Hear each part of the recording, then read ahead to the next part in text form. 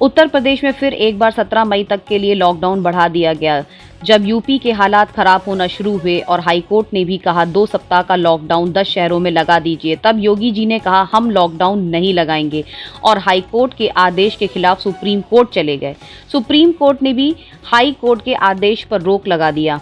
मजा तो इस बात का है कि सुप्रीम कोर्ट के आदेश के कुछ ही घंटों के बाद 2 दिन का लॉकडाउन लगा दिया गया। आज फिर एक सप्ताह के लिए लॉकडाउन बढ़ा दिया गया। आखिर क्यों?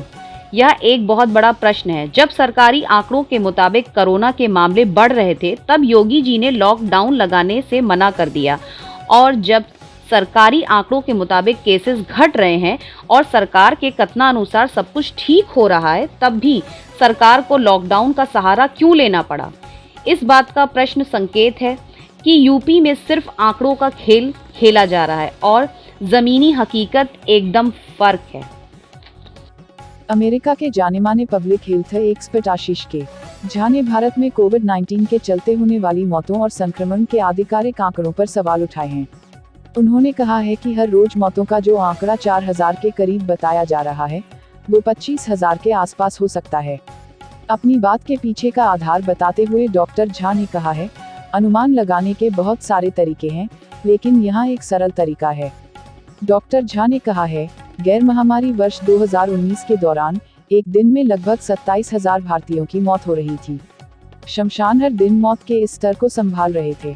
अतिरिक्त 4000 मौतों से उन पर इतना असर नहीं पड़ेगा। देश भर के शमशान सामान्य क्षमता से 2 से 4 गुना काम कर रहे हैं। उन्होंने कहा है, ऐसे में अनुमान है कि भारत में हर रोज 55 से 80 हजार लोगों की मौत हो रही है। अगर आप मौतों की बेसलाइन 25 से 30 हजार माने तो कोविड से हर रोज 25 से 50 हजार अतिरिक्त मौत होने की आशंका है, 4000 नहीं। और रोज के संक्रमण 2.5 से 5 मिलियन हो सकते हैं।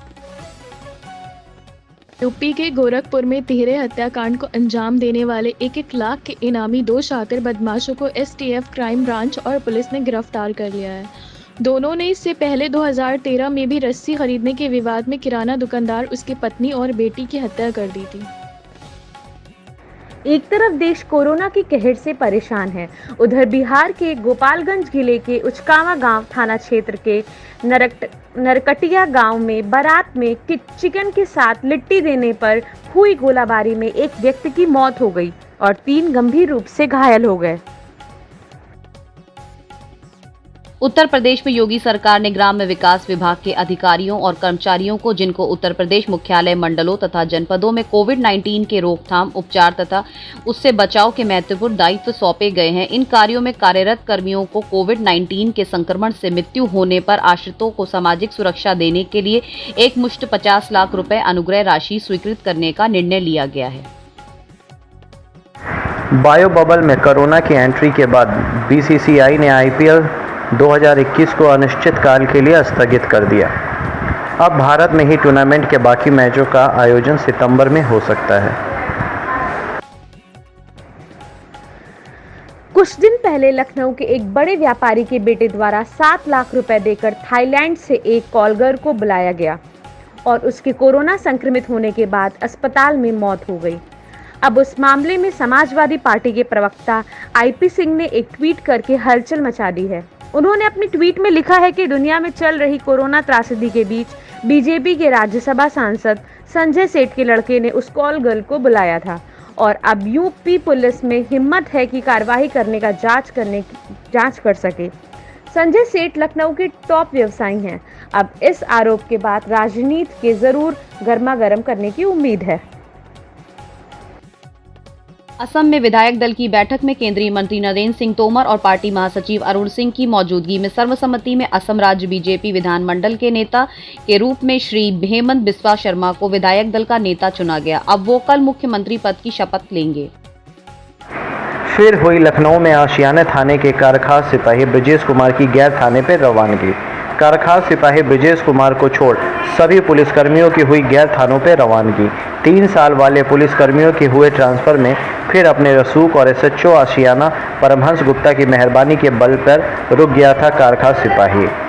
अच्छी पुलिसिंग को आधार बनाकर अभी 2 दिन पहले ही डीसीपी पूर्वी ने जारी किया था ट्रांसफर आदेश, लेकिन इसके बावजूद महकमे का सिपाही थानाध्यक्ष परमहंस गुप्ता के बल पर खुद को बादशाह समझ रहा है। अब देखने वाली बात है कि खुद के रसूख और एसएचओ आशियाना की मेहरबानी कितने दिनों तक रवानगी को टालकर उच्च अधिकारियों के आदेश की अवहेलना की जाती है। यूट्यूब और फेसबुक पर लाखों फैन फॉलोइंग करने वाले अभिनेता राहुल वोहरा का कोरोना से आज सुबह 6:30 बजे निधन हो गया। 23 घंटे पहले ही राहुल ने फेसबुक पर एक पोस्ट डाली थी जिसमें उन्होंने प्रधानमंत्री नरेंद्र मोदी और दिल्ली के उप मुख्यमंत्री सिसोदिया को टैग करते हुए लिखा था, मुझे भी अच्छा ट्रीटमेंट मिल जाता तो मैं भी बच जाता, तुम्हारा राहुल वोहरा। पश्चिम बंगाल की मुख्यमंत्री ममता बनर्जी ने प्रधानमंत्री नरेंद्र मोदी को पत्र लिखकर कोरोना वायरस के खिलाफ जंग के लिए राज्य में स्वास्थ्य बुनियादी ढांचे को मजबूत करने हेतु मदद मांगी। बनर्जी ने मोदी से ऑक्सीजन के कॉन्सेंट्रेटर सिलेंडर तथा कोविड-19 से संबंधित दवाओं पर लगने वाले वस्तु एवं सेवा कर जीएसटी सीमा शुल्क माफ करने की मांग की। प्रत्येक वर्ष अक्षय तृतीया पर्व वैशाख मास के कृष्ण पक्ष के तृतीया तिथि को मनाया जाता है, जो इस वर्ष 14 मई को पड़ रहा है। दिल्ली में फिलहाल 86,232 कोरोना के एक्टिव मरीज हैं, यानी जिनका इलाज किया जा रहा है। दिल्ली में आज कोरोना संक्रमण की दर 21.67 है।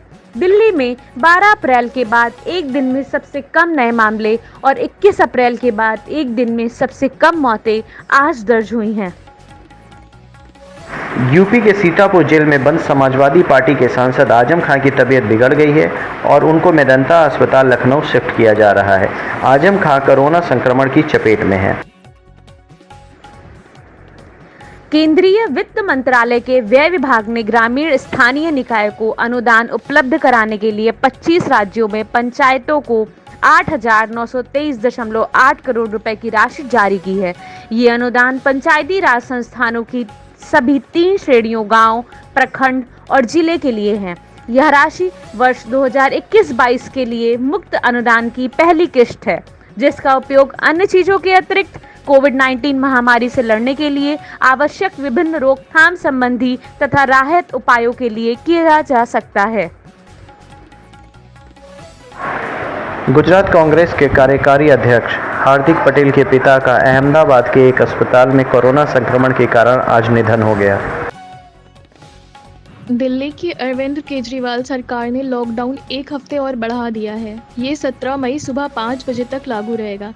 इस बार लॉकडाउन के दौरान दिल्ली मेट्रो भी बंद रहेगी। उत्तर प्रदेश सरकार से अखिल भारतीय उद्योग व्यापार मंडल ने शराब की दुकानें खोलने की मांग की है।